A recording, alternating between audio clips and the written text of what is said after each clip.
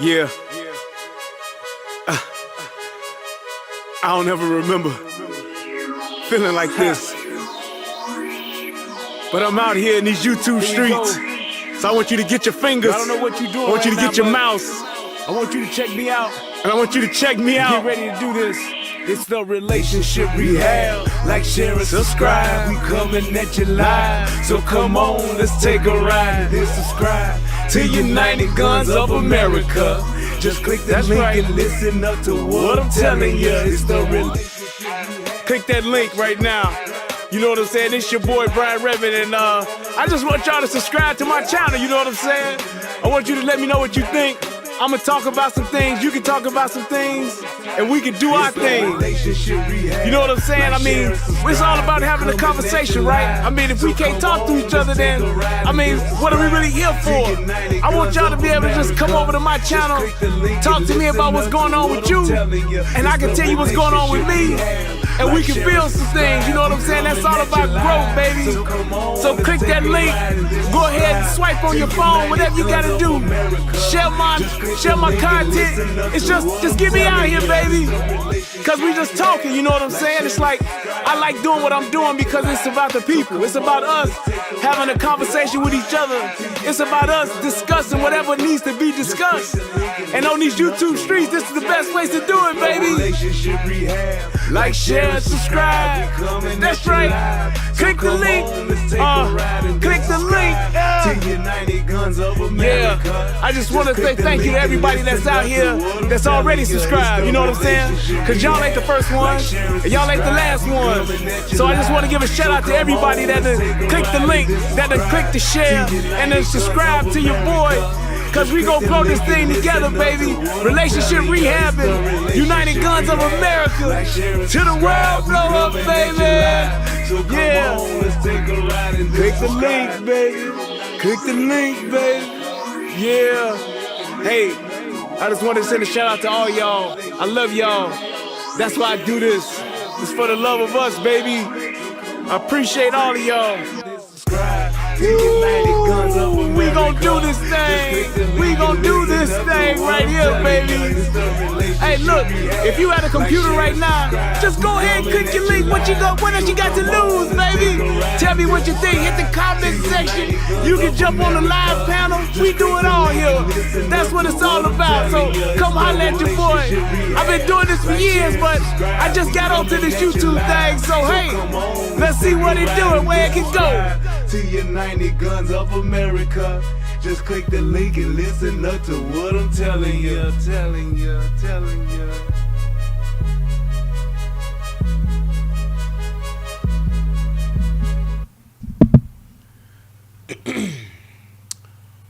What's going on, everybody? It's your boy Brian Redmond, and yes, we are back for yet another live show. I'm excited, and I must say, I was trying to respond to a email question that I got, but I can't find it. And I don't know if that person is actually watching right now, but I am having like the toughest time finding the question. I'm so sorry. I apologize because I had every intention of actually answering the question here, because that's exactly what I'm here for. But I don't see this question anymore. Somebody sent me a message to the relationship rehab, and I don't see it. So I told them that I would answer it on the next live, and that was 2 lives ago, unfortunately. So I apologize for that. But I've been trying to find it for the past, I've been trying to find it for the past maybe 40 minutes. Well, about 20, 30 minutes. But I can't find it anywhere, and I don't know why. It's unbelievable. And I just read it maybe 2 days ago, and I saw it. But I guess I'm gonna have to move past it, I guess. Well, I can't even move past it because I can't find the damn thing. But if you are watching, please resend it to me, because I don't know what happened to it in my feed. And it's usually like right here in my messages, but it's like gone. Man, that's so weird. Oh, wait, unless it was on Instagram. Hold up. Wait. Let me see if it was on Instagram, because I think that's where I may have gotten it. Let me take that off and let's go here. I think that may be it, because I'm usually pretty good at keeping up with them at least. I mean, damn. I don't see it there. Let me just check this, and then if not, if I don't find it, then we'll go ahead and just continue on with the show. But other than that, I hope everybody's doing all right. Please click that like button. Please. If you are watching, the new place to be is over here on the Rumble channel. So make sure that you get over to that if you have not done so already. Matter of fact, let me go ahead and pull that up over here. My Rumble should be live, ain't it? Ain't it? Yeah, it is. It's live. Let me just refresh that and click the play. And it should be there. Should see it. It says people watching, but I don't see the live feed. Why is that? Oh, wait, I gotta click that one. Maybe. Yes, no, maybe so. There we go. I see myself over there now. And is the live chat up? Yes. Enable slow chat. I don't need to do that. And pop out chat. Yeah. Okay. Good. All right. So, yep. Let me just double check here. Nope. I don't see it. And I don't see it. So I don't know, and I cannot remember who it was, but please charge it to my head and not my heart, and resend me the question that you had, because it was actually a pretty good question, and it was like, damn, I'm so sorry, but I promise you I will do better. I can't believe that I lost that. Yeah, because it wasn't on Twitter. So it had to either be in I think it was on my Facebook. That's why I'm pretty sure that's where it was. And it wasn't here, yeah, because this is going back, and that's old stuff. So I know it wasn't there. And it was only like 2 weeks ago, if that. And I don't know why I do know why. I was slacking on my pimping and wasn't taking care of my business.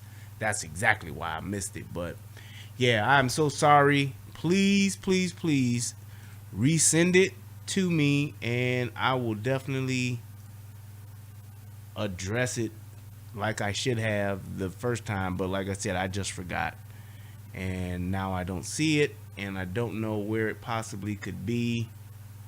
Yep, because it's not there, and it's not there either, and I don't know. So send it to me. Please resend it. And if I find it again, I'll do it. But definitely resend it to me. And I apologize, because I should be way better at that. Doing this long, I should know better. And I should have at least kind of copied and pasted. Maybe that's what I'll do from now on. When I do get those, I'll copy and paste it. That way I'll have it, and I can just pull it straight up. If I didn't do that yet, because I know I didn't do that. I don't think so. Nope. Yeah, I didn't. But yes, I will definitely try to do that going forward to make sure that I don't lose it, because it definitely alerted me when I got it. So for that, I am sorry. But I wanted to go ahead and get started with the show, and because this is about one of the topics I'm very passionate about, which is gun rights. I am pro 2A, for those of you who do not know. And I came across this story thanks to my brother Alvin, who sent this in a group text, and I saw it and I watched the video, and I was definitely intrigued by it, but I was also disappointed at the person who was actually in the debate with Jon Stewart. He was a terrible representative. He didn't have his shit together. He didn't have his talking points in order, and he did not have information. And he literally lost the debate because he was not properly equipped. And it's just like, always remember, people, when you have a debate, having a discussion, or whatever the case may be, know what your points are and where you stand at on a topic, but also know why and be able to support what it is that you're saying. Don't just get up there and just say, I like it because I feel it's this way. Don't do that. Don't just go off of that. Well, I just think it should be this way. No, you need to make sure that you have some real facts. You need to make sure that you definitely have some concrete talking points that you can really, point out. Shout out to Soldier Girl who came over here from the AFC. Thank you so much. I appreciate my brother DJ. I was watching him earlier while I was getting ready for the show. It was good to catch him live. Yeah, he's definitely doing his thing over there with the Advocates for Children. Definitely done a great job, and I appreciate that, brother. And thank you for stopping by. I hope you liked the show. And without further ado, I'm going to go to my favorite part, and then we're going to get it started. Federal law allows citizens to reproduce, distribute, or exhibit portions of copyrighted motion pictures, videotapes, or video discs under certain circumstances without authorization of the copyright holder. This is called fair use and is allowed for purposes of criticism, news reporting, teaching, and parody, which doesn't infringe of copyright under 17 U.S.C. 107. Oh, that's what's up. There go my brother DJ right there, and Debbie, and that's what's up. I appreciate that y'all stopping by. I appreciate it. Y'all be sure to subscribe to the Rumble. Came through to click the like button twice, my man. Yeah, make sure you guys subscribe to my Rumble. The clock is ticking on your boy over here on YouTube. I don't know how much longer they're going to tolerate my black ass before they put me out. But I already got another place to stay. So definitely do that, man. Subscribe to the Rumble joint just so you know if one day you click here and they say this content or this channel is no longer available, you'll know why. Because I'm on strike 2 already. So, hey, it's full count, but I'm still in the game and I'm still making contact, staying alive. But if I fly out or if I strike out and that's it, just know that that's where I'm at. So, yes, make sure y'all do that. Matter of fact, let me put the Rumble joint in the chat just so anybody else that come over, they can see it as well. And I'll pin it up there. So, yes, indeed. Because like I said, time keeps on slipping into the future. So we're over here. So please make sure y'all subscribe to my Rumble joint. We growing it over there too. Same thing we did over here, we can do it over there, and it's gonna be even better. All right. So for those of you who don't know, Jon Stewart is I guess at one point, I believe the right at one to keep and bear point he was a arms shall not be comedian, or infringed. he is a That's comedian. I never really found him funny, although he was in one of my favorite movies, which is I want to call it Big, but that ain't the name of it. Damn it. Adam Sandler, he was in that movie with Adam Sandler and the little boy. I forgot his name. Dang, I forgot the name of the movie. Somebody will remind me. But yeah, where Adam Sandler's taking care of the little kid and the dude's like, the little boy was like, I'll wipe my own ass. But Jon Stewart was in that. And he wasn't really funny in that. But I've never really, like, Big Daddy. Thank you, Paul. I appreciate it. I never really, just found him funny, although I knew he was a comedian. But then he also started having a late night talk show. And he did that for several years. And, he's done like a lot of stuff like that, doing his show, having monologue and having guests on. But I did not know about this. He has like pretty much like a podcast, and it's like on Apple TV. But it's like a podcast that he does, and he has like different people on the podcast, I guess, and he's talking about different topics, like a lot of people do today. But this particular topic kind of really, it kind of resonated with me, and it struck a nerve because I like this topic, and I believe that I can debate this topic pretty well. And I would even go as far as to say I would debate this topic with just about anybody. The Bill Maher's, Jon Stewart's, the whoever. I can debate this topic. And one of the biggest things about this is that those of you who are pro-gun, those of you who do believe in the Second Amendment and think that the Second Amendment is a right and it shall not be infringed for the specific reasons, not just that the forefathers wrote for it, the reason why the forefathers wrote it, but as it pertains to us today in society, I think that anybody who knows the history and knows these key talking points, you can justify this. Because the thing is, and what I don't like about a lot of people who are not necessarily pro-gun but are for more gun control, gun restriction, or they're just flat out anti-gun, like a George Soros or whatever the case may be. The two biggest things that I've always seen with that is that either they have no idea, and most of the people that do this, they have no idea what it's like to live in the real world, because they are living in either a Hollywood bubble or they are living in a elite bubble where, crime really isn't prevalent. And the only crime that they know about is what they see on the news. And it's really something to see that somebody who doesn't really have a direct or firsthand knowledge about something, how they can take not only just their ideas and opinions and speak on them, but they will take their idea or their opinion and they would suggest it as law. They would suggest that even if you don't agree with them, that there's something wrong with you and that you don't care about people, you don't care about life, and you don't care about, the citizens who suffer from gun violence.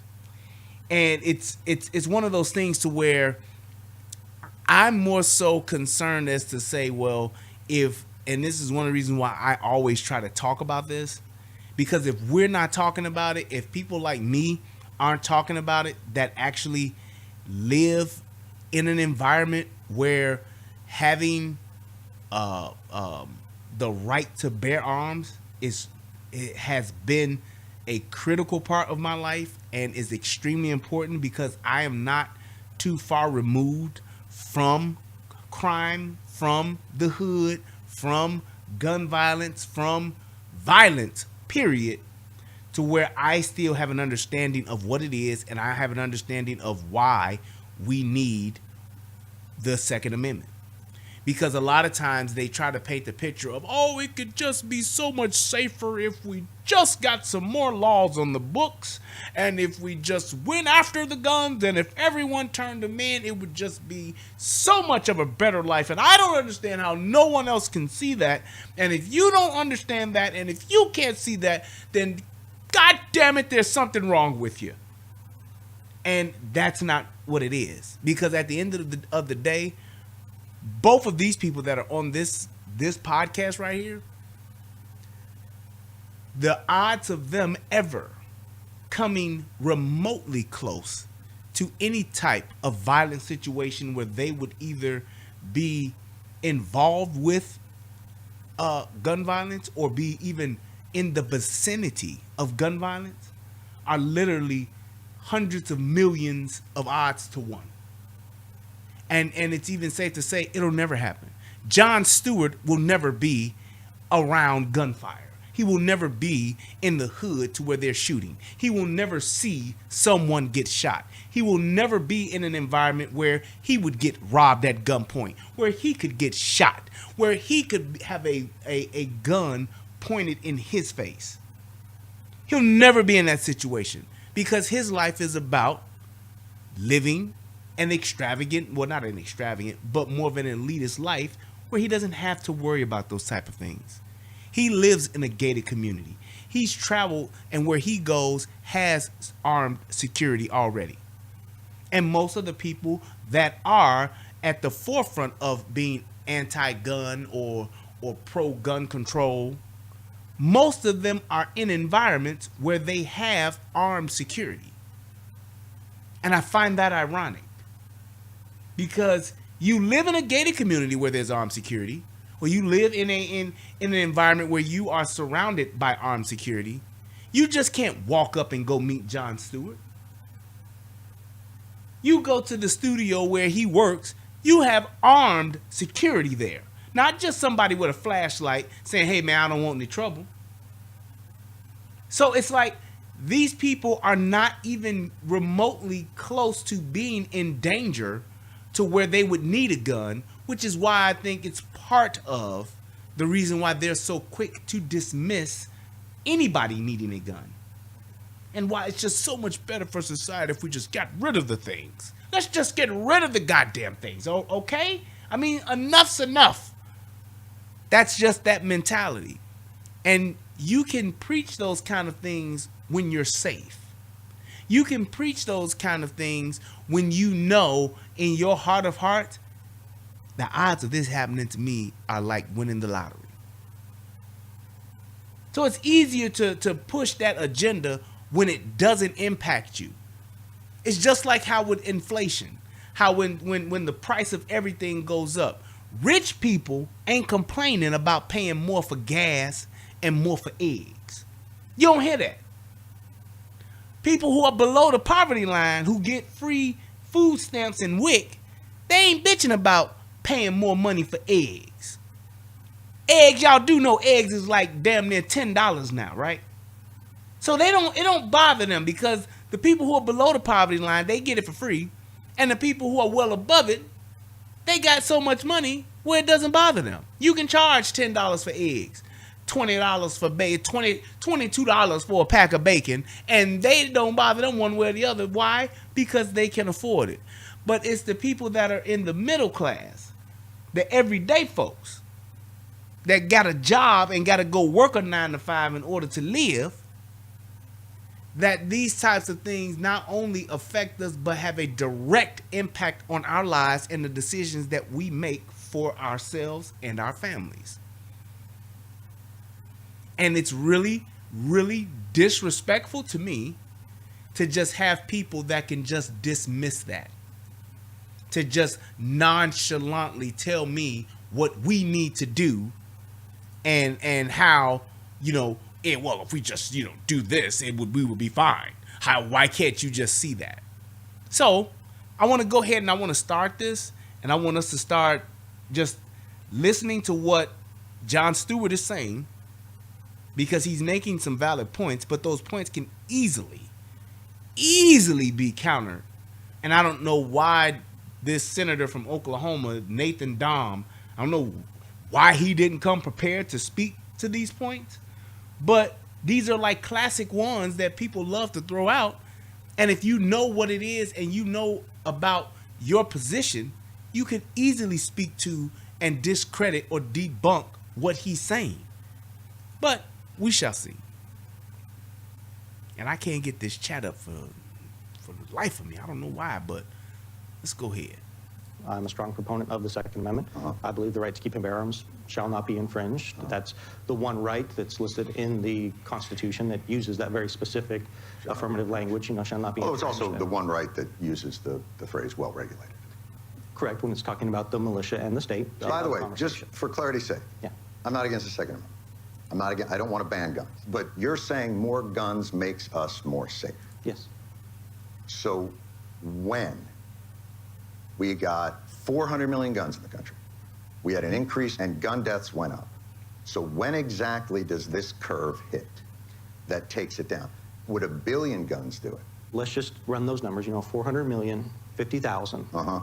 You're talking about less than a fraction of not even a percent of 100.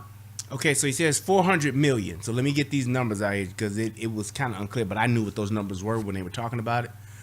They're estimating because they don't know, but we're estimating that there's about 400 million guns in the United States. 400 million. Now, 50,000, that is the number of gun deaths, gun-related deaths in society. Okay? Now, here's the thing that a lot of people don't know and they don't mention about that and why they just throw that number out, but to Jon Stewart's point, I wouldn't say it either if I was arguing his point of view. But for people who are gun rights or pro-gun, you gotta know this. Every time you hear the number that 50,000, always know that half of those are suicides. And that's the thing he didn't catch. He didn't understand that. And he didn't, I mean, the minute somebody mentions that 50,000, I just lick my lips on now.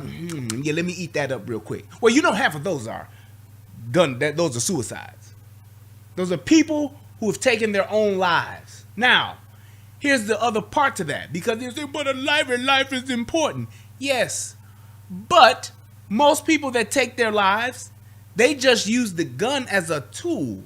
It doesn't stop them from taking their lives, because if they didn't have a gun, they would hang themselves, they would jump off of a building, they would walk into traffic, they would walk in front of a train. They would do it a multitude of ways. Suicide is a suicide. That's just what it is. So we let these people who are anti-gun try to argue this point, and they do, because it's one of the few that they have to even speak on. But when they do it, you have to counter it with that. Most of that 50,000 are suicides. So this is not a thing where, oh, he's shooting at me and I'm shooting at him. We killing each other and killing innocents on. This is not that. All right? So you take that number right there and you cut it down to at least maybe you can take a good 20,000 of those off and say, hey, these are suicides. So we're really talking about 30,000. Out of how many people are in America? 330 million or some shit like that. So when you think about it, that's like 1%, if that, or whatever. Somebody get a goddamn calculator out. It's 330 something million or 320 million Americans people in America.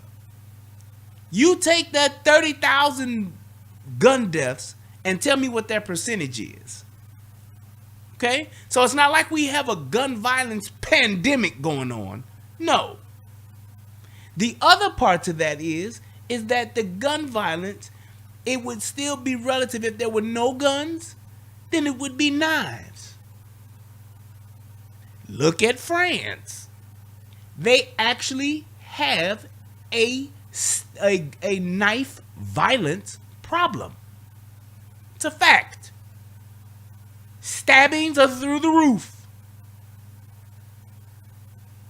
So it's not a thing of saying, well, we got to stop the guns, because if we stop the guns, we'd save lives. No, that's not what you would do. Because if it wasn't guns, it would be knives. If it wasn't knives, it'd be rocks. If it wasn't rocks, it'd be sticks. If it wasn't sticks, it'd be stones. It would be something. It would be swords. So you have to put that into perspective and know that when somebody says something like that to you, how to counter that. So don't give me inflated numbers, sir. Of a percent. But it goes up, not down. So your argument is backwards. But if you No, okay, it's not. So let's come up with a solution. Okay, so one of the issues, a contributing factor, again, I believe it's the individual that is the problem. So your solution to that is give them more guns. So here's what he said. Thank you, Teluvian. Appreciate it. Teluvian came up with the actual percentage. 0.0009% of the population suffer from gun violence.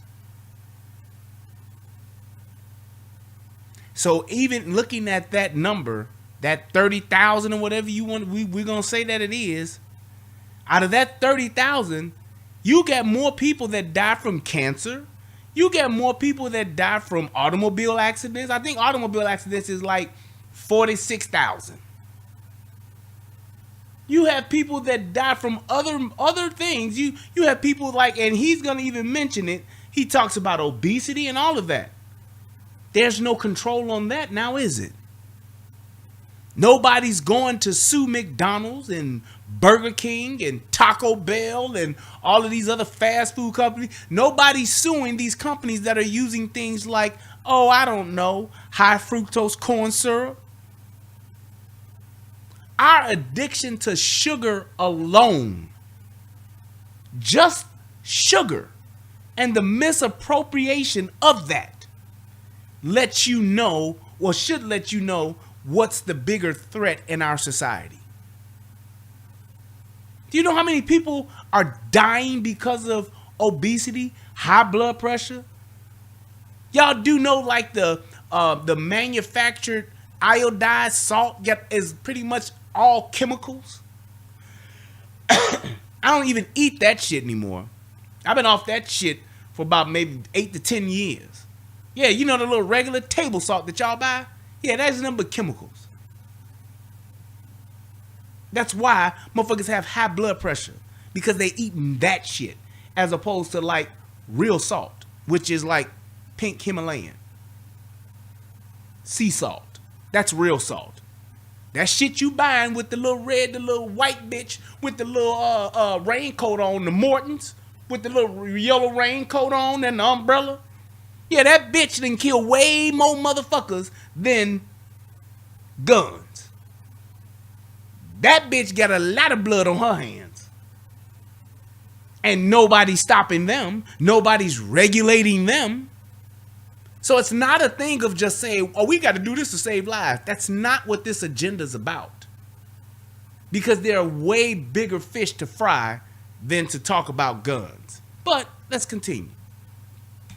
I'm saying that because people are the problem, we need to look at the problems that those people are facing and how do we address it. But you've removed the ability for the state to do that. No, because you're... If you don't have background checks and you don't have registration and permitting, how do you know who has a problem in terms of the people who you're giving a gun to? Do you want to talk about the background checks first, or do you want to talk... I don't know why they always say this. And here's one of the things that you instantly say because this is the playbook here that he's running. He's running the playbook. He's talked about the 50,000 and then he's moved to the registration. Background checks do exist. They do exist. I don't know why they keep saying that they don't, but they do. However, here's the thing, and here's what they want to do with the background checks. They want to make a universal database, not a background check, because a background check occurs. They want, and you can go to prove this point, take your ass to any gun store and say, I want to buy a gun. What do I have to do? And I promise you, you will have to go through that part. But that's not what they're trying to do. They want a registry database. They want to know that John Q. Smith not only has a gun, but he has 4, he has 6, he has 8. And here are the serial numbers and here are the model numbers of those guns. And the point is this. If the government doesn't know how many knives I have in my house, why would they need to know how many guns that I have in my house? Because if you're talking about, well, you know, this could be something mentally wrong with this person. He could kill his wife or kill his girlfriend because, you know, domestic violence is rampant. Yup. So instead of me shooting my wife, I'm stabbing her. Point is, I'm getting to the same result. She's dead. Are we really going to debate the tool and the manner in which she dies? Or are we trying to address what it is that's driving someone to want to commit that crime? And when you're talking about committing a crime like murder, you tell me when, where, and how murder has ever been stopped. I'll wait.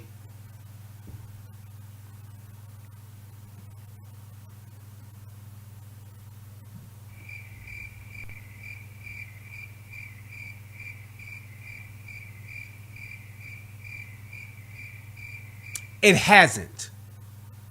And it won't. It's inevitable. It is a part of humanity. It's a part of, not just in America, in the world, Craig. The world. And here's the other thing.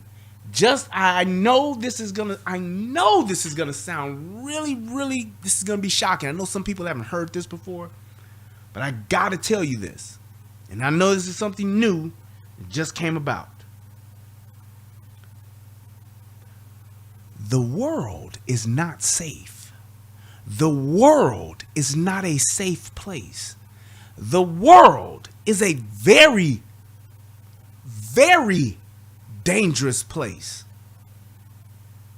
Period. No matter where you are, whether I'm on the south side of Chicago or I'm in the deep jungle of Taiwan, the world is a very dangerous place. So this isn't a thing to where guns are making the world unsafe. No. You know who's making the world, or what's making the world unsafe? People. So unless you're going to eliminate everybody in the fucking world, or you're going to lock up everybody in the fucking world, there's no way for you to ever, we're going to make it to where everybody's safe and everybody can go outside, and it'll never happen. Just saying. I think I want a cigar. Hang on. Solutions first. I want to talk about what you're doing is you're bringing chaos to order. That's your subjective opinion that it's bringing chaos to order. It's not my subjective opinion. We have 50,000 gun-related deaths. That's not a subjective opinion. Okay, so that's dead people. Let me back up for a second. In every other place in your life, you want to bring order, but guns are the outlier for you. So let's start with immigration. You want registration, maybe a wall, maybe not a wall. Why do you want that? Well, one of the reasons is And here's my thing. When they talk about you saying you're bringing chaos to order, there is no order. When you're talking about violence, it's not saying, oh, we either have violence or we have order. No, you're talking about gun violence. So you're talking about either people being civil or people being uncivil. It's like I talk about the savage. You can't reason with a savage. That's just what it is. When you talk about the Crusades, what was that? You had supposedly the Christians who were supposedly civil going up against the heathens, the savages. And what did they do with those people? Did they have a diplomatic approach as to how they dealt with the savage? Did they sit down at a table and talk with the savage during the Crusades? Or did they make bigger and better swords? Did they have better strategy, war tactics? They slaughtered them. This thing that we have here, and I don't understand why so many people don't like to acknowledge what it is, especially my liberal brothers and sisters. This land that we're on, this experiment that you want to call America, the United States, this came with a heavy price of bloodshed. The fact that we get to sit here and speak the way we speak, go the places that we go, and say the things that we say, there was a tremendous amount of blood shed to be able to do this. And furthermore, there was a tremendous amount of military that it takes to maintain it. Do y'all realize that if we didn't have the guns and the weaponry that we have now today, that, maybe somebody like, I don't know, pick somebody who don't like us, China, would just come and just take this shit over? Do y'all realize that? Someplace, maybe like, I don't know, North Korea would just come and take this shit over? If they could. So this whole thing and this whole idea where you want to get rid of guns and only the military should have it. Man, if it was only left up to that, then we wouldn't be able to defend what it is that we have. Because the same people that you want to take guns out of those hands of those people are the same ones whose forefathers came over to actually make sure that we were able to do what it is that we do today. So it's like, I find it very hard to, I find it quite odd that we have this thing to where these people, they just are so nonchalant with their freedom to where they don't want to acknowledge the price that was paid for it. Because this shit didn't come for free. It didn't come for the nothing, for the free 99. And for the free 99. There was plenty of bloodshed in order for us to be able to do what it is that we're doing today. So don't make it seem like it's just, oh, well, if we could just be more civilized, we would be able to just take care of this and just, hey, this is a simple fix. Yeah, right. That's the shit Barack Obama says. We just make sense gun laws, right? Says the motherfucker who got a gang of people surrounding him with fucking MP5s and fucking P90s.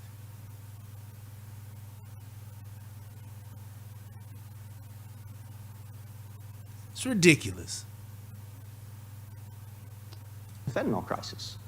Right. I mean, okay, but And you don't know when it's coming across. So what do you but do? the fentanyl crisis is twice what the gun death crisis is. Okay, so until the gun crisis gets No. to the fentanyl level, Not until it. you don't want to bring order. No, not until it. But But do you if we're see gonna my talk- point? How is it that we have a thing to where it's out of order, and what you're basically talking about is that you want to control who has guns? We can't even control who uses drugs, and drugs are already illegal. Do you see the false sense of reality that some of these people have? How long have drugs been illegal? Cocaine has never been legal. Marijuana, just till recently, became legal. Heroin. Even at one point in time when alcohol was illegal. When did we ever have order brought to it? It wasn't. All it did was create another illegal enterprise for people to make more money off of it.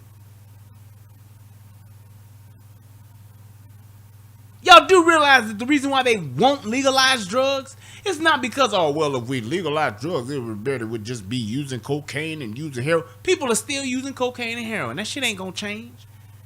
The problem with legalizing drugs is the impact it would have on our infrastructure and our society, because it would destroy our criminal justice system. That's why.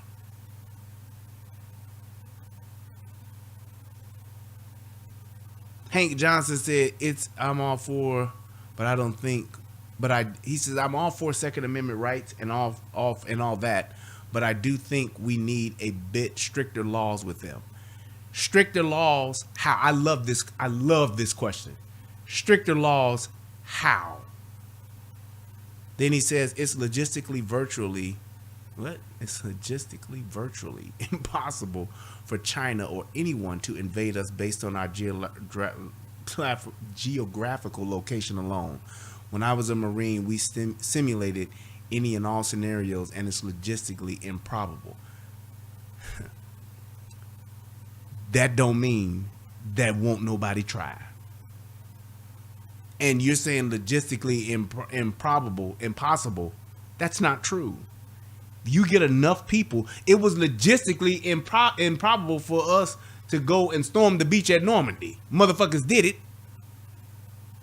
It's not a thing of saying when you're talking. See, this is one of those things to where you have to understand that when you are at war, when you are when you're fighting for something like land, when you're fighting for something like freedom, when you think about those things, it is that group or those people that will do the thing that you think is impossible to do or improbable to do or probably ain't the best thing to do. That will be that thing that happens to where you say, well, goddamn, this is what happened. This is what they did, and this is how they got it. There's always a way to skin a cat. trust and believe. Ask the British. They came over to this motherfucker, didn't they? Just saying. Look at what Japan did with them motherfucking bombs over at, just look at what they did to fucking Hawaii. And it's not about saying, oh, we just gonna take all our boats and we gonna take all these people and we just gonna come over here and just hit Miami Beach. No, that's not how it works. It's strongholds. That's why we ain't letting go of Hawaii. That's why we got the islands. That's why we holding on and making sure a motherfucker don't just go and take over a Cuba. That's why you make sure that those other little stop-off points don't get taken over, because that's exactly what's needed to happen in order for someone to have a foothold. Not to mention, in today's world, if somebody actually went to war, I guess you ain't never seen Kim Jong over there firing off these rockets and these missiles. It's not a thing to where it's, oh, this is just a logical way to do it. Sometimes you're just going to say, let's just devastate these motherfuckers and let's go from there.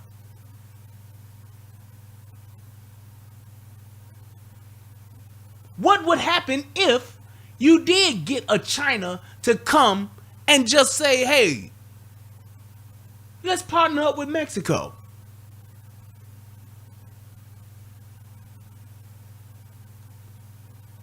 Just saying. So it's like, this shit is chess, goddammit. There's strategic points that you want on this motherfucker. And thank you for bringing that up, because I'm just about to hit that. There's certain things that you need to do and that you want to do, because it's not just about having a 300,000 boots on the ground. We should have learned that from 9/11. Them buildings coming down stopped some shit for a few days, didn't it? That pandemic stopped some shit for a few days, didn't it? There's a lot that goes into taking over a country, or having a country to crumble, or destroying a country. You don't just want to do it with guns and bombs. You want to do it from an infrastructure piece too. Shit can happen, but it's not likely to happen anytime soon, but it could. That's why we have bases throughout the whole world. Only way we get attacked, we get attacked us a 9/11 type attack. Kim Jong can't reach us. He's close, but not quite. The fact that you say not quite means all he needs to do is make a few chess moves, and there you have it. Look at Russia and Ukraine. It's not about just saying you can't. It's about saying what it takes to do it. And if you get the right pieces in place, you can do it. You absolutely can do it. So it's a thing that you always have to keep that in mind. This shit ain't just, oh, it'll never happen. Look at Troy. Look at Troy. Motherfuckers thought they had that shit sold up. Yeah, we got their ass. All them bitch ass niggas left. And they left us a gift. A gift of peace. Yeah, all right. It was impossible. It was impossible for them to get inside of Troy. That's what they said. That's what they thought. That's what they believed, right? What did the motherfuckers decide to do? Hey, I know this gonna sound crazy, but here's a way that if this works, we win. What y'all want to do? How bad do y'all want to win? Right, the sum of all fears. But them motherfuckers in Troy say how bad we want to win. Well, if we build this motherfucking Trojans and we build this horse, they could just burn the motherfucker down. Yeah, they could. And we all die. But if they take this motherfucker in, we got their ass. And there you have it. It just takes the right things to have, just like even in that movie Troy. Achilles was like, man, fuck y'all. I'm fucking bitches. I ain't got nothing to do with none of this shit. Nope. I ain't got nothing to do. Nope. I ain't about to go to war over no bitch. Ain't my bitch. Nope. Me and my Merriman, we staying right here. We ain't got nothing to do with that. Y'all do what y'all do. Agamemnon, you and your boys, I don't get no fuck. Until what? The right motherfucker got killed at the wrong time. And there you go. Next thing you know, that motherfucker out there chanting for Hector. Hector, bring your bitch ass out here. We got a motherfucking a misunderstanding we got to get resolved. Let's go. If we're going to talk about protecting lives, that's a larger issue in America than guns is. If we're talking about individual lives of ways that they can be protected, loss of life in America, there's loss of life through fentanyl. There's loss of life through obesity. The obesity crisis in America costs 6 times the number of lives as guns. Right, and so, you're the guy saying, you know what would help this? Ice cream. No. So, you know what would help? So, he's saying if by that logic, then the campaign would say, or the reasoning behind that would be, okay, well, since we know that obesity is a problem, no more ice cream for nobody? Everybody only gets a certain amount of food. Because that's essentially what he's saying. If you want to bring chaos to order, if you want to bring order to chaos, John, then that's exactly what you're saying. You want to regulate food. You want to regulate portions because that's what causes obesity.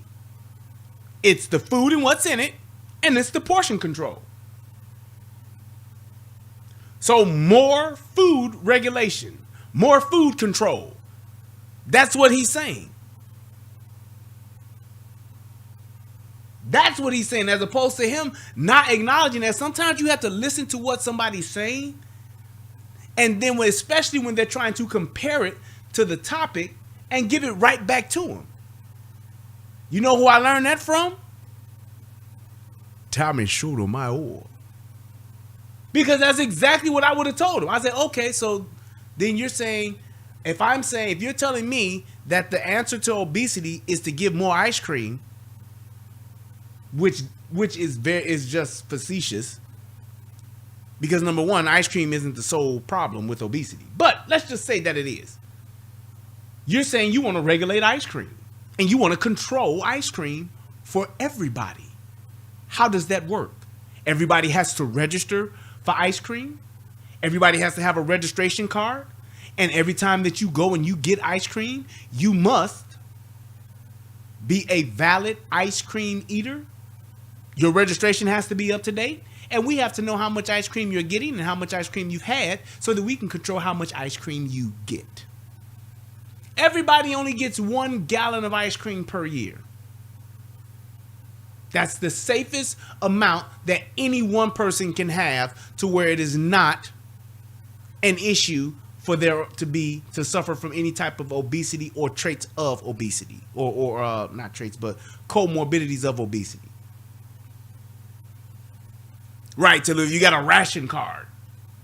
And we're going to do that across the board, right? No, you're not going to allow that, are you? Why? Because it's your right to choose what you eat. Just like it's your right to choose what you smoke. Everybody and their mama know that cigarettes will kill you. Everybody and their mama knows that chewing tobacco will give you cancer. But you can still go buy that shit for $5.99, can't you? You can still, even in Chicago, a pack of cigarettes might cost your ass $15, but you can sure enough go buy it. You can surely go buy it. Isn't it something how the government who knows without a shadow of a doubt of something that will kill you, that they won't ban it, they'll only say, well, we'll just tax it and we'll make more money off of it so we can do the other shit we want to do. Isn't that something? Where's the order in that chaos? There isn't any.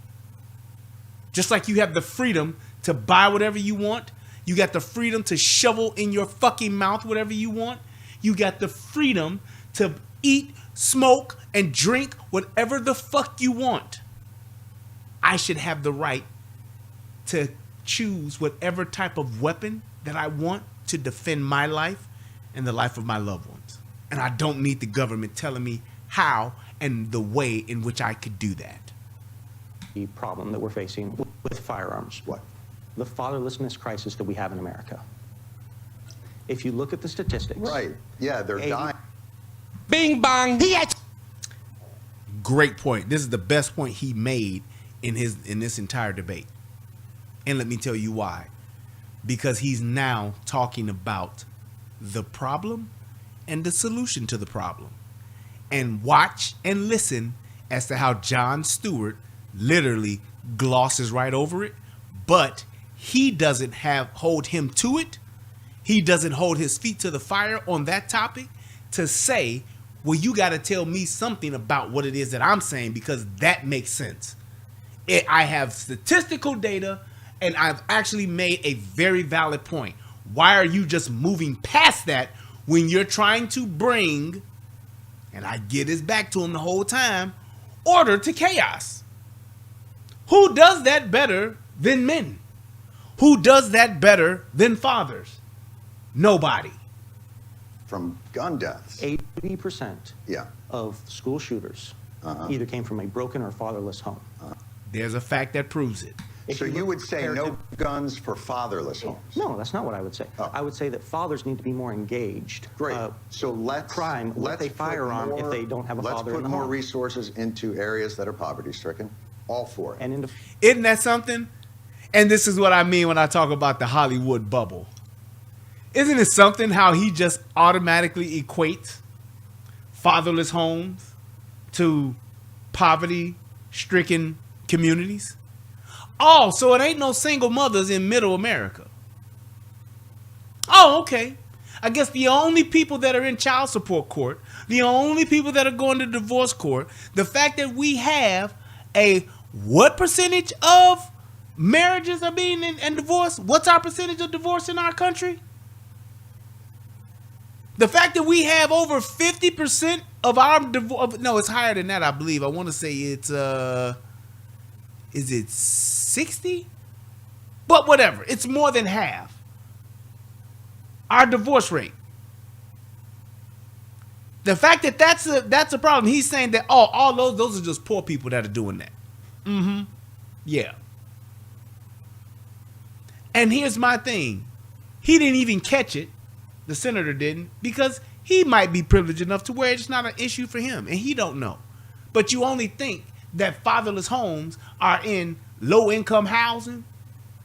Only niggas do that. There's only black folks and poor white trash that have that problem. Yeah, we don't. So I mean, hey, we'll allocate more resources. You see how nonchalantly he passed that on? Not saying, hey, let's incentivize families and incentivize fathers being in the home. Nope, won't touch that with a 10-foot pole, will he?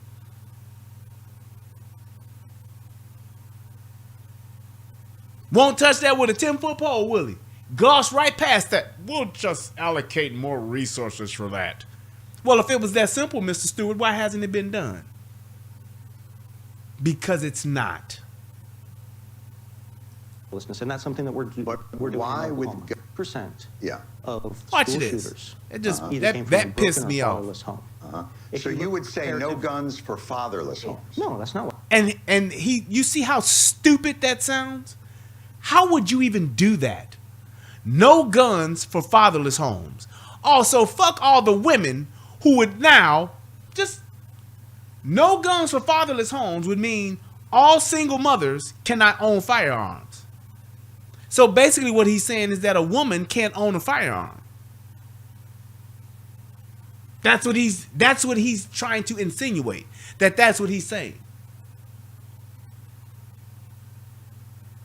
I would think that that's maybe a little, I don't know, misogyny.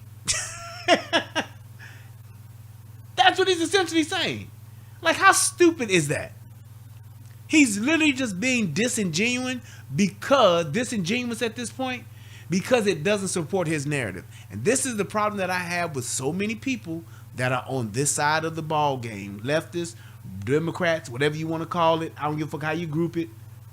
When you have a conversation with someone and all they want to do is belittle the points that you make, and they're disingenuous with the responses, this is why we can't get nowhere. Because he believes that his way is not just the way, but it's the only way. And if you don't agree with me and what I'm saying, then it's just something wrong with you, and you just don't care about people. I would say that fathers need to be more engaged. Great. So let's with a firearm if they don't have a father in the Let's put more home. resources into areas that are poverty-stricken. All for it. And into fatherlessness, and that's something that we're doing. But in why, with Oklahoma. guns, are you against bringing order? I'm not against bringing order. You are. You're also making it less safe. And here's my thing. Ask the question, what is out of order? Because if he's going to talk about 50,000 people being dead is out of order, bro, statistically, you're incorrect. Statistically, he's incorrect. Take the emotion out of it. Take the humanity out of it. Let's take all of that out of it. Let's just look at the data. If he's saying that gun violence is a situation where order needs to be brought to chaos, then he's statistically incorrect. It's less than 1%. It's less than 1%, sir. So this is not a problem to where it's out of order. You may want it to be more controlled, but it is not out of order. Cops and for people. When the police go to a domestic call, it's the most dangerous call they can go on. Mm-hmm. In your world, if they knew that there were firearms in the house, that's a safer call. Is that what you're...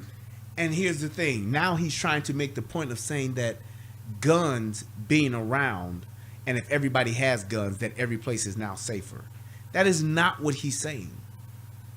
That is not the point. Because the same thing of just saying, because my thing is this. So if you ban guns, now you're going to ban knives? So I can't cut my steak no more in my house? Because if there's ever a domestic dispute and the police come, they're in danger because I got a knife in the house. That one or that 20 different knives that I have in my house, same thing. No, because police... Because why? Because police treat every situation as a potential... But more guns makes us safer. So why don't, when the police go to a house filled with guns, why don't they breathe a sigh of relief? Because those are criminals in there when the police are called to those homes. Because just like right now, there are guns in this house and the police are not here. And here's the other thing. If the police do have to come here, what say that the fact that that gun in this house allows me to protect myself? I can't wait for the police to get here to stop the home invader. Can I? Because I'll be dead. And yeah, by the time the police get here, they'll still be safe because the person who killed me and my family, they're gone. The fucking psychopath that came in and slit all of myself and all of our throats in our sleep while we were sleeping at 2 o'clock in the morning. Yeah, when he broke in, I couldn't stop him because he had a fucking chef's knife and he slit my fucking throat and slit my wife's throat and then he killed my children. Yeah, I couldn't stop him because I didn't have a gun. But I guess when the police get here, they'll be safe. You see how you missed that point, Nathan? It's not a thing, and you should have derailed and debunked the fact that he's trying to say that you're saying that guns make us safer. No, guns, everybody having a gun, or everybody having the right to have a gun, it gives us a better tool to protect ourselves so that if our lives are in danger, we have a better chance of survival. That's what a gun is for.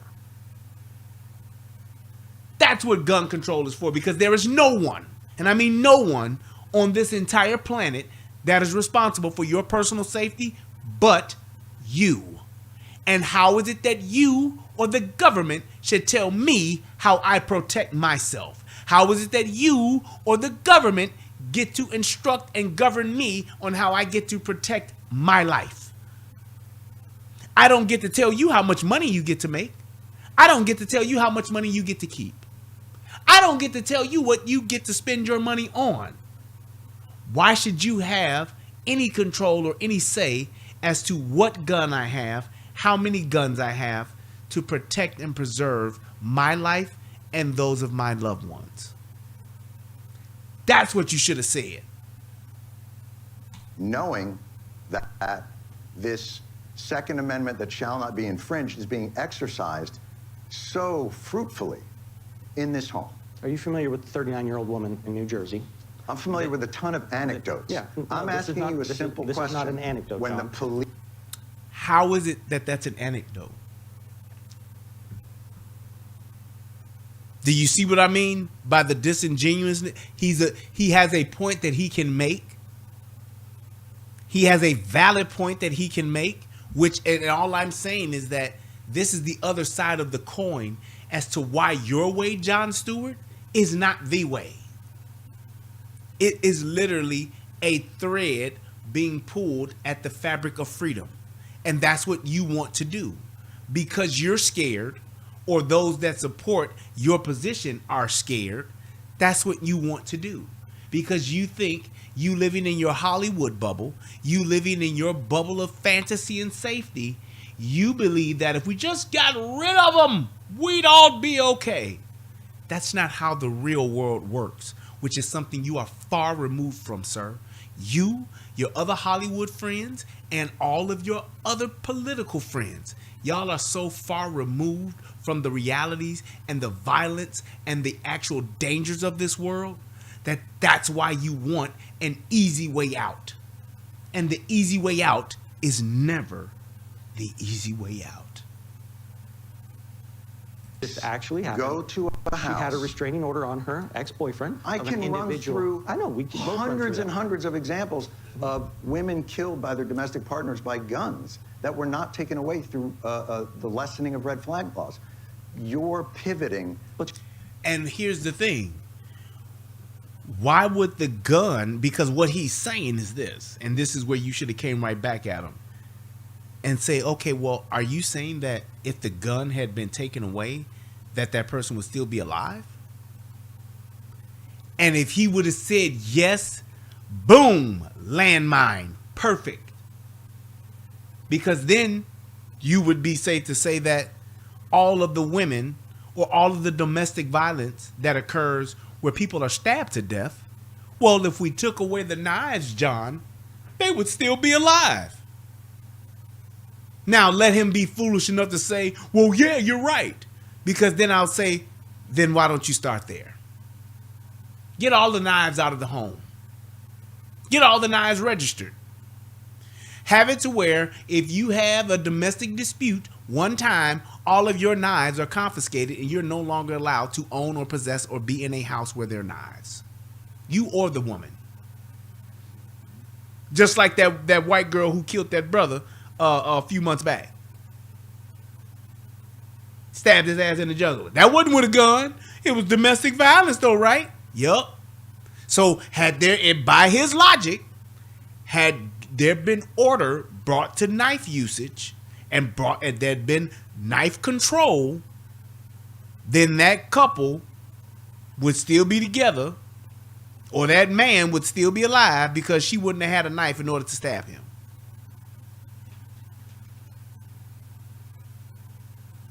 Right. Fuck cooking, eating, fuck all that. And the reason why I compare, here's why I compare that so you can use this as well.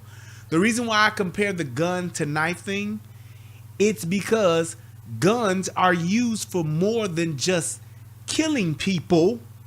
They are used for hunting and they are used for protecting people. Just like a knife can be used to kill someone, it can also be used to cut up your food to feed yourself. It can also be used to dress an animal. Hell, in some cases, a butter knife can be used to drive a screw. That's the point. You making the argument of saying if there were no guns, there would be no deaths. It's stupid. Because you don't see anybody trying to take cars off the street or make it to where cars can only go 25 miles an hour. Or is it 20 miles an hour? I think it's 20. It's either I think it's 20 miles an hour or it's under 30. It's one of those where if you get hit by a car that was under that speed limit, I think it's either 30 or 20 miles an hour. Then it's like the chances of you dying are like slim to none. You might get scraped up or fucked up or get a concussion or something. But the chances of you dying being hit by a car that I think is less than 30 miles or less than 20 miles. Something like that. It's like an insane survival rate. But knowing that fact, why wouldn't we make it to where all cars you got to drive 20 miles an hour? Well, it's going to take me 18 hours to get there. Hey, we're bringing order to chaos. We've got to stop these automobile deaths. You got what? Some 30,000 people dying every year in car wrecks? If everybody's on the highway driving 30 miles an hour, you would still have accidents, but people wouldn't die. Right? Right.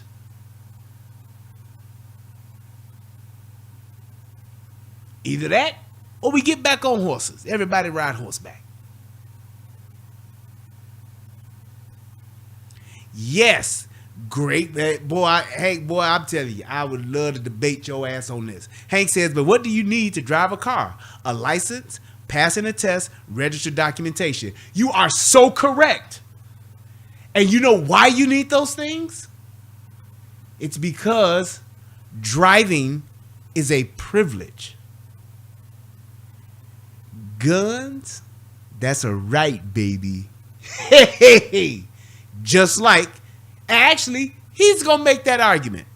Watch this. Anecdotes. No, this is not anecdotes. What the police say. If we had gun registration, if we were able to track purchases, they have a technology that every bullet would be stamped with an individual like a fingerprint. If we had an ATF that wasn't defunded, we would be able to enforce gun laws more effectively, and we would be able to solve gun crimes more effectively. You're against all of that. Boom. Let me knock that down. Let me tee up on that. So, you're saying you'd be able to solve more if you had it, you would be able. The reason why you want a registry, and here's what I'm gonna say, and this is the thing that they always say after you say this. So, I'm gonna tell you why they want a gun registry, why they want a universal gun registry, why they want to know who got what guns. It's so that they can confiscate them. And everybody, every time I say that, you know what everybody says? Oh, that ain't gonna happen. That'll never happen. See, that's just your mentality, man. The government can't do that. Bullshit. And here's why I'm gonna say that. That's exactly what that leads to. It leads to confiscation because the other countries that have done this, i.e. Germany, i.e. Australia, i.e. Venezuela, 3 other instances where this has happened, and it's getting ready to happen in Canada. Oh, Canada. They're going to do it there. You just watch. It's so that they can confiscate the guns. I can't take anything that I don't know that you have. So what do I have to do? I have to get you to tell me what you got. It's just like fucking taxes. If I can find out how much money you make, then I can find out how much money I can take. That's why you fill out W-2s. That's why governments have companies report how much they pay you. That's the whole purpose of W-2s. That's just like what they did with the fucking Cash App, PayPal. We want to know how much you motherfuckers are making, so we're going to make the banks tell us. That's why you can't have a money transfer that is less than $9,999 that gets made without being. So it has to be reported to the government so that they know when large sums of money are being moved. It's a fact. You're not going to sit and tell me that something that has happened on 3 other occasions in 3 separate countries that are much smaller than this one, that are less powerful than this one, that the same thing would not happen to us. Hitler said the same bullshit. I'm going to make it safer for everyone. Tell me what guns you have, and I'll make it safer. Next thing you know, gun gone. And now, y'all motherfuckers gonna do what the fuck I say. Let the right begin.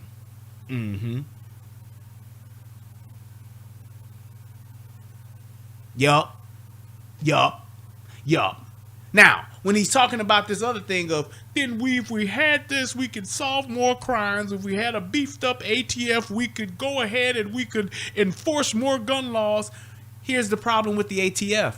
The ATFs, they're making fucking gun laws on a fucking whim, and they flip-flopping on what's a legal gun and what's an illegal gun on a daily basis, damn near, to the point to where they would still find a way to confiscate what you have. Well, look, you can have a gun, but it can't have a trigger. It can't have more than 2 bullets in it, and it can't have no magazines, and it can't have nothing less than a 2-inch barrel. That's what they would do. They would literally take it and make all of these rules to where you can't have it, which is why the shit says it shall not be infringed. That means fucked with in any way. I keep telling motherfuckers, just because the fucking forefathers was back several hundred years ago, don't mean that they were fucking stupid. They had no clue on where guns would evolve to, granted, but they knew what guns were used for, and that's why they wrote it the way that they did. That's why you don't see shall not be infringed on the 4th Amendment, on the 5th Amendment, on the 6th Amendment, on the 3rd Amendment, on the 13th Amendment. There is no shall not be infringed. Niggas is free and it shall not be infringed. That ain't on there, is it? Which means niggas get locked up and put back in chains again.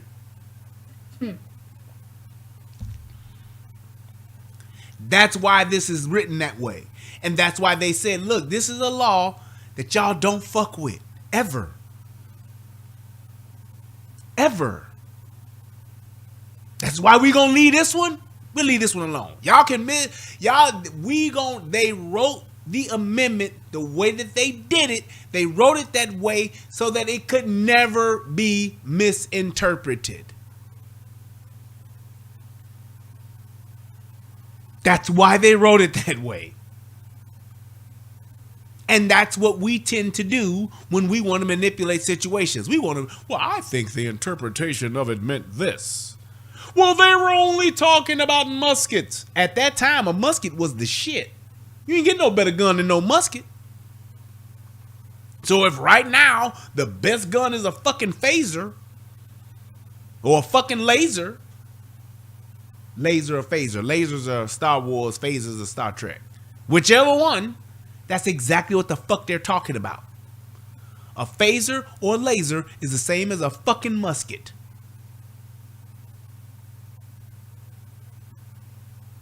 Because just like they weren't thinking about, we could have 50,000 gun deaths in a year. It wasn't even 50,000 motherfuckers over here.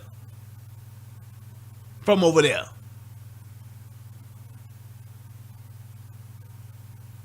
But that's exactly why they wrote it the way that they did. So that you would never be able to fuck with it.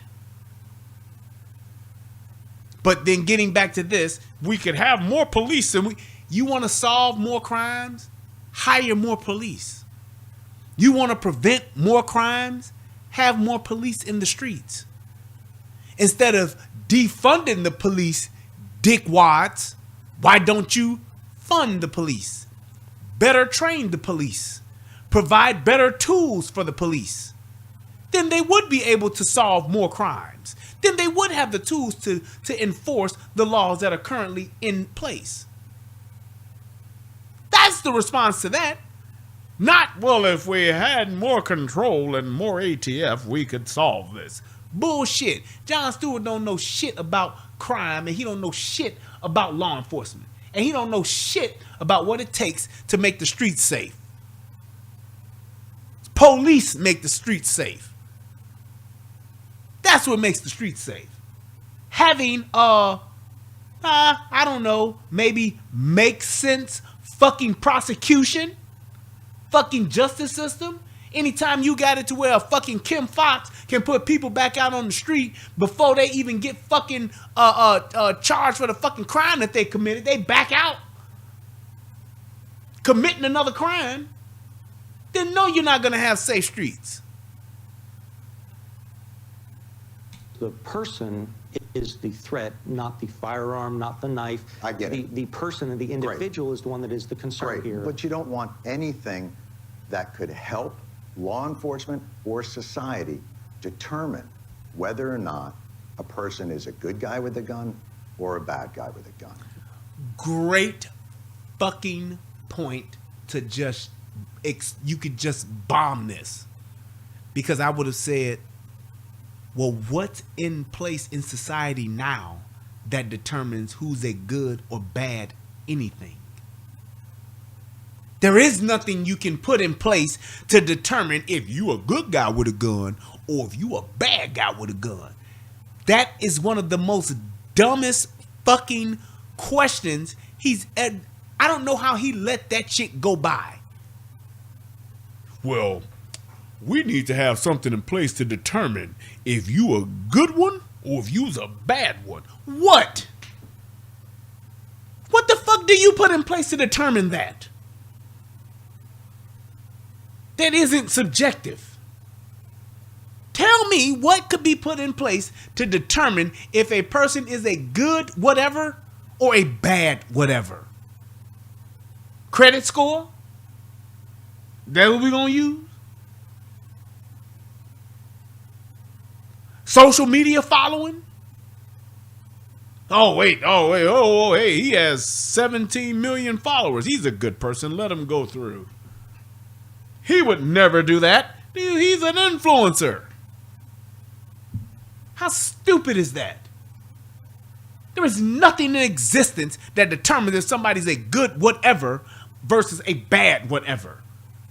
There's no law that determines that. There's no regulation that determines that. Oh, well, he pays his bills on time, Well, you pay your bills on time. You have a pretty good score, Mr. Ted Bundy. So we think we're just going to let you go ahead and be the headmaster of this all-girls school. See how that turns out in 2 weeks. Yeah, Mr. Dahmer, you have a 900 credit score. That's great. I think we will go ahead and put you in charge of the boys' elementary school. I'm sorry, the boys' high school, and we'll let you just pretty much run things the way you see fit. Right, versus your church attendance. Oh, you haven't missed a Sunday in 14 years. Oh, he's definitely a good person. Good Christian man. It's like, what are you talking about? You know how stupid that is? You know how stupid of a statement that is? And Senator Nathan Dahm let him get off with that? I would have laughed in his face. I'd have said, ha! You tell me what system that's already in place that determines if someone is a good person, a good whatever versus a bad. Please enlighten me. I'd love to hear this, John, because this must be a fucking joke. Most The even law registry enforcement. would allow you to have much more effective background checks. Mm-hmm. So I don't understand. What? A registry would allow you to have much more effective background checks. How, Sway? How? How would a registry allow me to have more effective background checks? A background check is a background check. That's just what the fuck it is. And the only thing that can determine if I should or should not have a gun is my criminal history. Have I been locked the fuck up before, or have I been committed? Am I crazy or am I criminal? If I can't check one of them boxes, you can't stop me from getting a gun. Why? Because it's my right.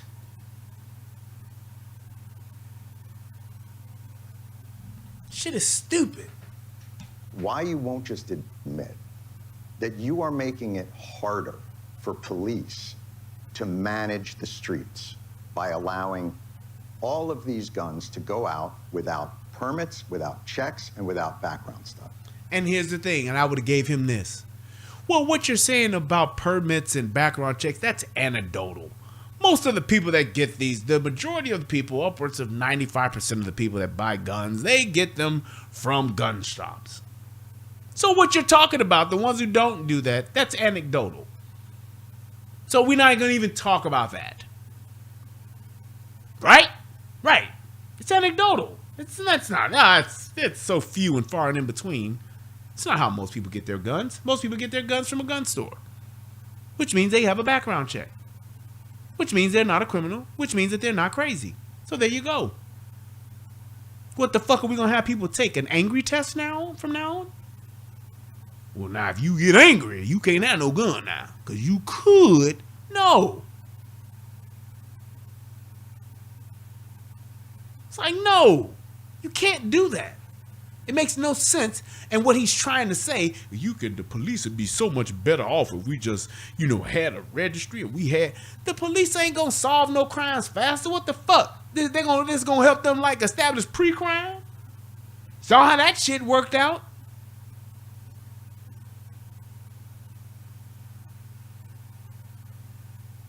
Right, Bad Hombre says, so why are people angry enough to kill? It's like, yes, that's what you're trying to do. You're trying to pre-crime this shit, dude. And you're trying to tell me that having more gun laws is like pre-crime. It's not. It's not.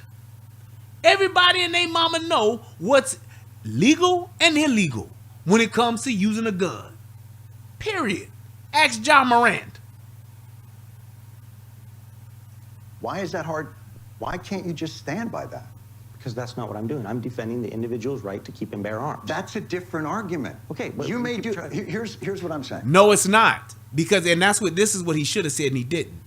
He's saying, you're saying that you're for the Second Amendment, but you're not. You want to tell me what I can and can't have that I already possess as a right. Case in point, and this is to where this is a whole society change. Just like how you try to tell me that we have freedom of speech, but you're still trying to tell me what I can and can't say. Ain't that about a bitch? Oh yes, First Amendment right. You have freedom of speech, but you can't say this, you can't say that, you can't say this, and you can't say that. That's the same thing they're trying to do with guns. Oh yes, we're a Second Amendment country. You can have guns, but you can't have this kind, can't have that kind, can't have this kind, can't have that kind, can't have this kind. You can't have that kind, and you definitely can't have that kind, or that kind, or that kind, or that kind. Here, take this musket, and there's your Second Amendment. Sir, ma'am, any questions? I don't know how to load it, but yes, that's the rule. That's what he's saying. And that's what he should have came right back at him with. Imagine if somebody told you that you couldn't use the fucking words the, is, a, it. Nope, can't use those. Why? Because they're offensive and they hurt people. And we're bringing order to chaos. Don't use those words anymore. But, you can still practice your freedom of speech. It's a fucking contradiction directly. You're trying to tell me that I can do something, but you're trying to tell me how I can do it. No, that's not freedom. That's fucking control, dickwad. And that's exactly why they say shall not be infringed. Because what you can say today, you couldn't say yesterday. What you can say tomorrow, you can't say today. Well, I mean, what you can't say today, you can't say tomorrow. And so on and so forth. You do realize that there was a time where a motherfucker could actually say nigga on national television. The regular TV. Fred Sanford and them and Richard Pryor and them was saying nigga on TV. Can't say that shit now, can you? Nope.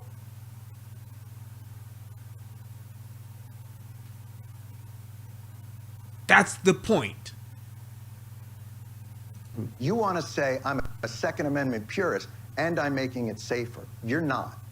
You're making it more chaotic. And that's not a matter of opinion. That's the truth. That is a matter of opinion, John. But It absolutely is a matter of opinion. Define chaotic. Define chaos. He never asked him that. He said, do you realize that you're sitting here trying to tell me what you believe is chaos? And you're trying to use that as the standard to say where the line is as what's chaotic and what's not?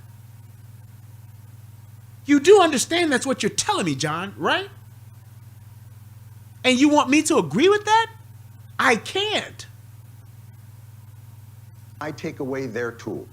Because certain of their tools that they're using would be infringements upon the people's right to keep and bear arms, upon their constitutional rights, upon due So you're process, saying upon other things. that registering is an infringement? Yes. Okay. Is voting a right? It's a right for citizens, yes. Do you have to do anything to do it? Yes. What do you have to do? It depends on the state. And here's where Nathan fucked up. Here's the thing, when you're debating, when there's an obvious point that's being made, you acknowledge it. Don't try to dodge it, and don't try to take the long way around it. Acknowledge it and counter it, like I'm about to do, which he didn't do. Have to do.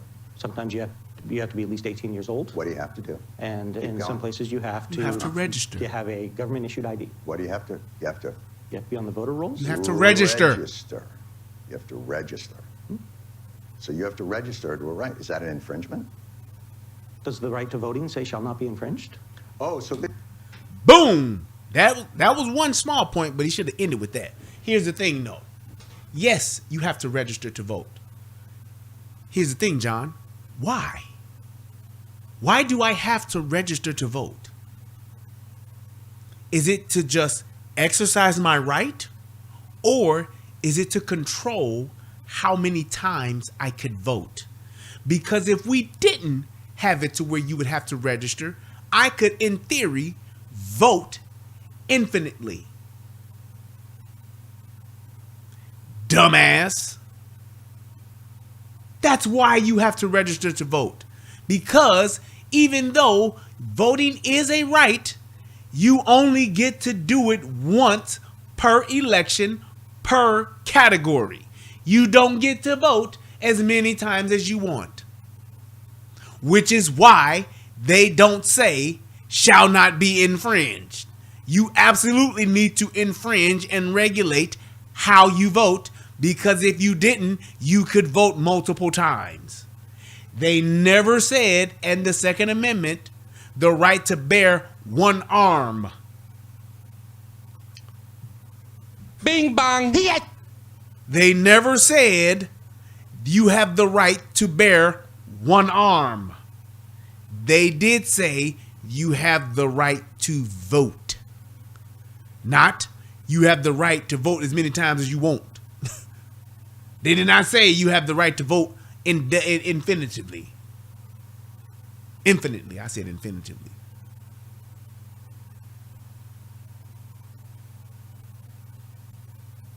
And you're right, John. Voting isn't a right. It's a privilege. Because if I go to jail, I can't vote.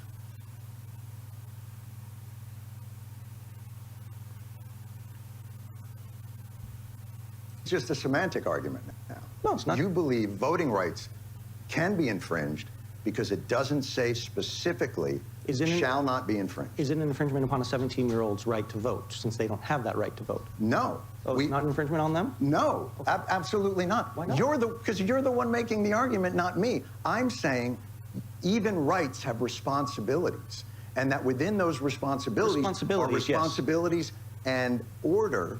Otherwise, it's chaotic. I'll go you one further. You want to ban drag show reading. Hold on. What does the Constitution say about the right to vote? Nowhere in the original Constitution does it say that U.S. citizens have a right to vote. Instead, the authority to protect voting rights.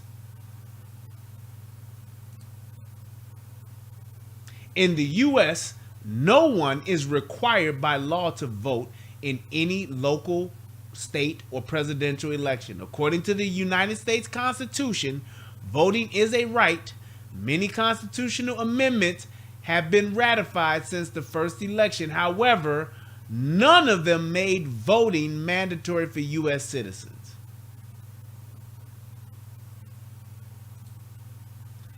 26th Amendment section, the right of citizens of the United States who are 18 years of age or older to vote shall not be denied or abridged by the United States or by any state on a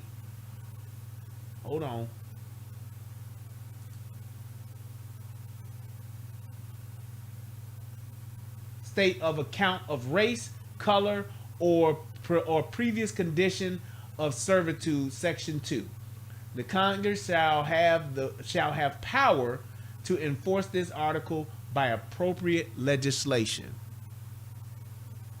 So that means that yes, you have the right to vote, but there are rules to the shit. That's exactly what the shit is saying. So that's why there's a Second Amendment, and that's why there's a what is the voting? Is that the what is that? What the fuck is that? I don't know which amendment that is. Help me, somebody. Help me. 14th Amendment? I think so. One of them. But that's why it's not the second. And that's why it's written the way that it's written. I'm just saying. Children. To my knowledge, yes. Why? Why? What are you protecting? Why can we? And that within those responsibilities are responsibilities and order, otherwise it's chaotic. I'll go you one further. You want to ban drag show readings to children. To my knowledge, yes. Why? Why? What are you protecting? Why can we prohibit children from voting, those under 18 from voting? Why are you banning also that? Is that free speech? And here's my thing with that. You're banning, he wants to ban drag children being exposed to drag queens in public. Yes. Well, let me go back and make sure. Responsibilities and order, otherwise it's chaotic. I'll go you one further. You want to ban drag show readings to children. Drag show readings to children. And here was the simple answer to that. Yes, I do. Because dressing up in drag, it's an adult situation. Just like drinking. Just like gambling. That's why we don't let children gamble. That's why we don't let children drink. Because those are things that adults get to do. That's why children cannot consent to sex. Because those are things that adults do. So that's why. A person who is impersonating another gender is not something, it is potentially confusing to a child. No, not potentially. It is confusing to a child. And a child who is highly impressionable should not be exposed to something like that. Just like a child is not exposed to drinking alcohol. Just like a child should not be exposed to having sex. Just like a child should not be exposed to smoking cigarettes. Just like a child should not be exposed to drinking alcohol.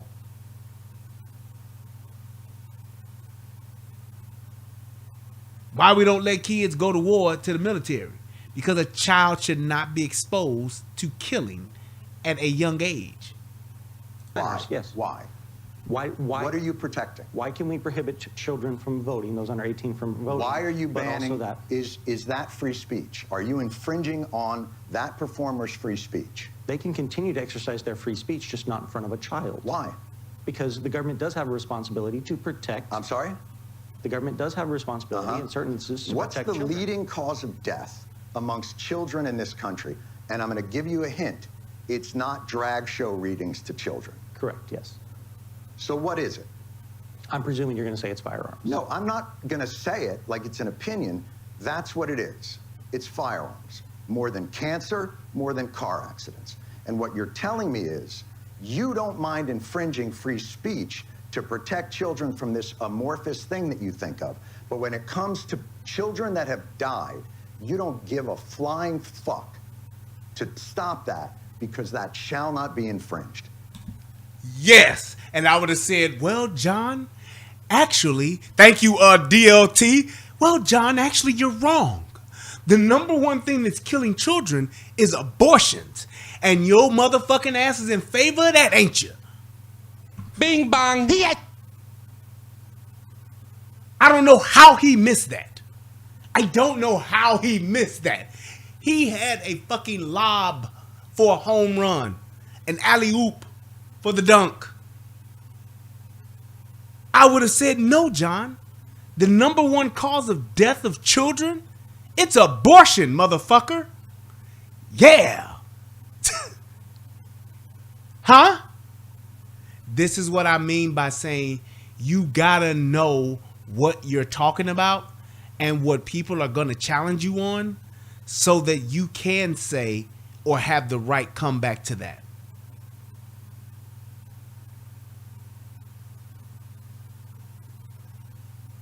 Just saying.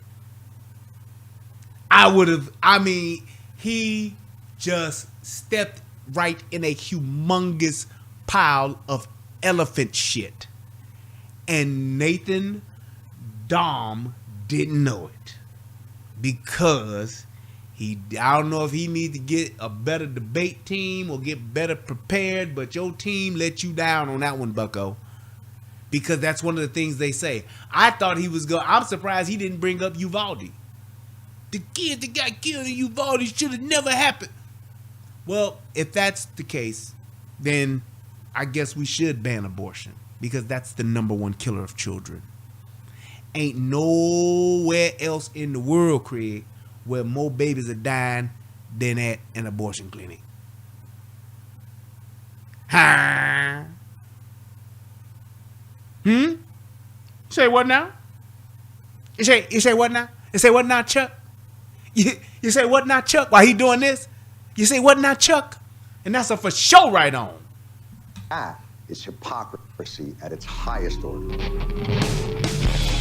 And no, sir, the hypocrisy is you. He just was not prepared. That was unpreparedness at its highest form. The hypocrisy was you, sir, because you want to pick and choose what you feel should be the law because you're living in a fucking bubble. That's all that is. And you're trying to make it seem like if we didn't have no guns, these kids wouldn't be dying. Bullshit. That's bullshit, Alado. That's bullshit.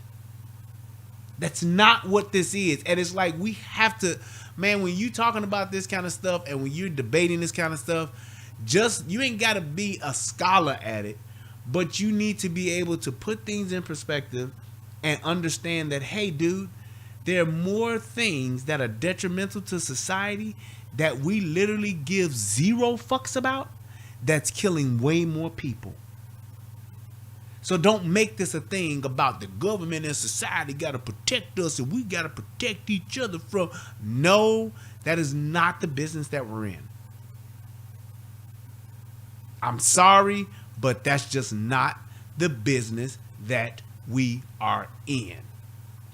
That is not our priority. That is not what we care about above all else.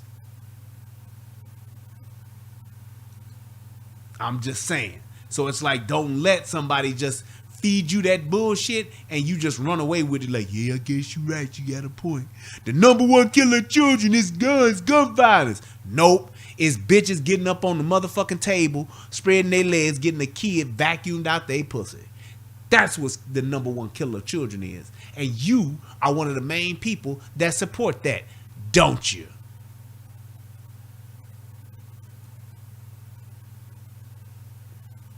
Don't you, John? So you are in complete support of murdering children. Yes, you are, sir. You're a proponent. You're an advocate for the murdering of children. Have you ever had an abortion, sir? That's the route I'd have took. You ever paid for an abortion? Then you're an accomplice to murder. Murder 1, because that's premeditated. You knew you were going to do it, and you knew what you were going to do. And you were accomplice to first-degree murder. Shall I call the police now, or will you just turn yourself in, since we don't have a lot of police who can investigate that and lock your ass up?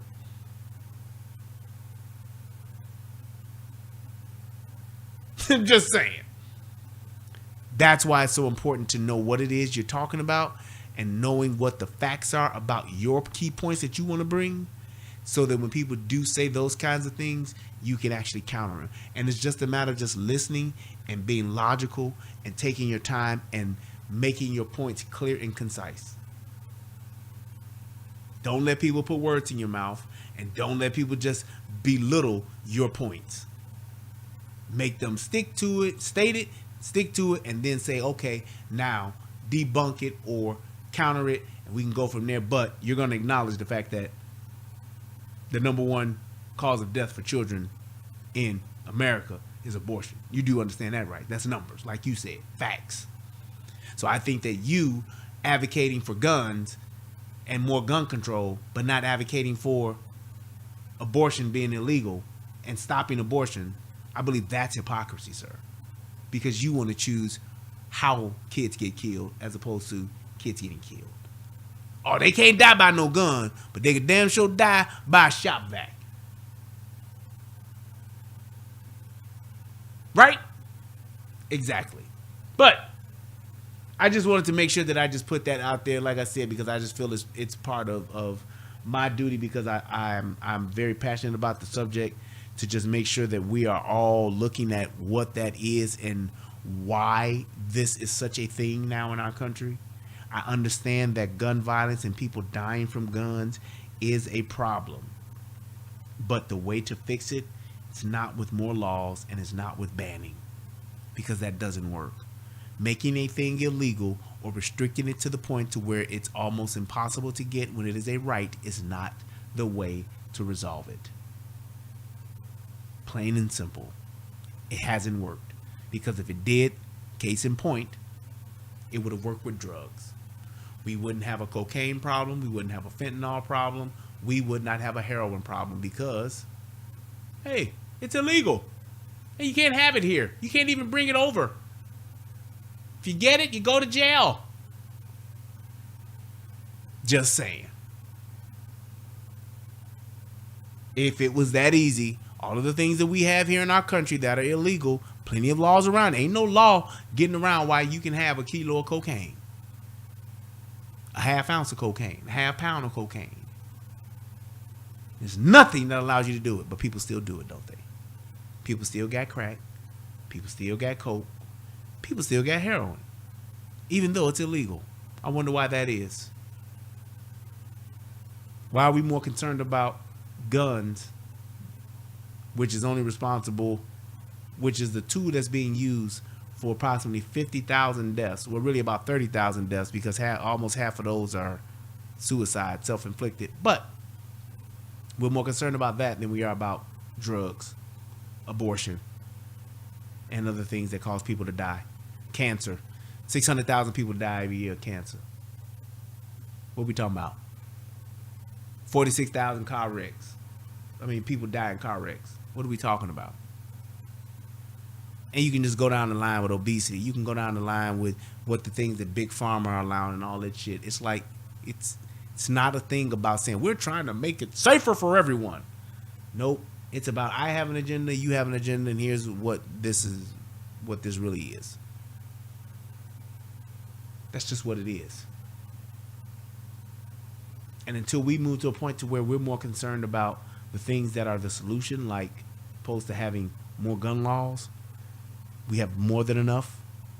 When we're talking about solutions, like one of the things that the senator did say was saying that fatherless homes is a solution, that if we can fix that, we can solve a lot of problems in our country. Violence, drugs, gangs, all of that. Divorce, mental health, self-care, all of that is tied to fatherlessness. And shout out to Tommy Sotomayor to being one of the main people to actually point that out. To the point to where he did a movie about it. A documentary, which is actually damn good. Go to afatherlessamerica.com and check it out. You won't be disappointed.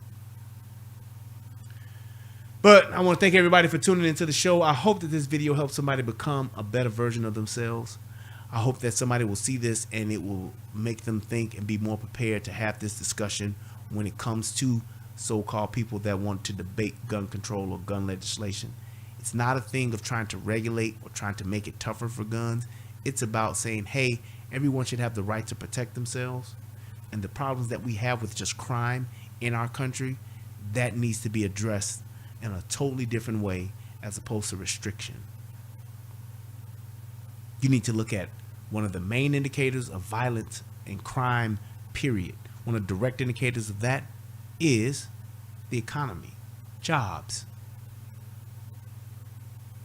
And not just regular jobs, good paying jobs. If I don't have the ability to feed my family, I'm more inclined to go and commit a crime to do so. If I don't have the ability to feed myself and take care of myself, I'm more inclined to do something criminal to do so. If I'm hungry, I'm going to steal. That's just what it is. So, thank you guys so much for tuning in. I appreciate each and every last one of you all. Thank you. If you have an opportunity, hit that Cash App for me. I didn't really get a chance to really bring it up and drive it home, but definitely hit that Cash App if you can. Let me know what your thoughts are in the comment section. Please, please, please, if you're watching this, join the Rumble channel. The description is, the path is, the link for the Rumble channel is in the description box, and it's also pinned here in the chat. Thank you guys so much for tuning in. Y'all could have been anywhere else in the world on the internet tonight, but y'all chose to be here with me, and I really and honestly, I do appreciate it. Thank you guys. If you got any questions or anything like that, hit me up at the Relationship Rehab on Facebook, and I'll definitely get to your questions. And to the person that sent me that question, I'm going to try to find it again. I'm going to look again, but if not, just resend it to me, and I promise you I'll respond. Thank you guys so much. I love y'all. Till next time, peace, and I'm out. What's going on, everybody out there in the internet world? It's me, Brian Redmond, also known as the Relationship Rehab, and I need you to do two things. What are those two things? Subscribing to both my channels. I need you to go to the Relationship Rehab, subscribe to that channel, and then I need you to go to United Guns of America and go to that channel. Now you may be asking, why would I do that, Brian? Because it's two of the hottest channels on the internet. Come over there, give me your thoughts, give me your opinions, have conversations, because that's what it's all about. We talk about some of everything: politics, relationships, guns, law enforcement, community stuff, anything that's happening. I'm willing to have a conversation about it, so come on over. You don't got nothing else to lose, and you ain't got nothing else to do. So come to my channel, subscribe ASAP, and join in on the fun. Twice the entertainment, 2 channels, twice the fun. Come on and have a funky good time with your boy. Peace, and I'm out. And we's out.